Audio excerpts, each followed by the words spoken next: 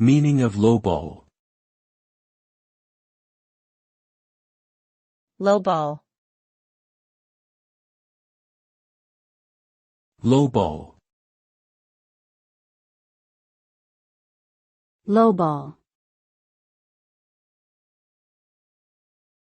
Lowball. The term lowball has a few different meanings depending on the context in which it is used. One common meaning of lowball is to make an offer or estimate that is lower than what is expected or reasonable. This is often done to try to secure a better deal or advantage in a negotiation or transaction.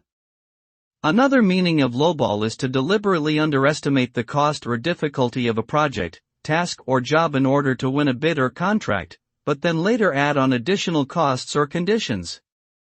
Lastly, lowball can also be used as a verb to describe the act of intentionally misleading or deceiving someone by presenting them with a much lower estimate or quote than what is actually required or expected.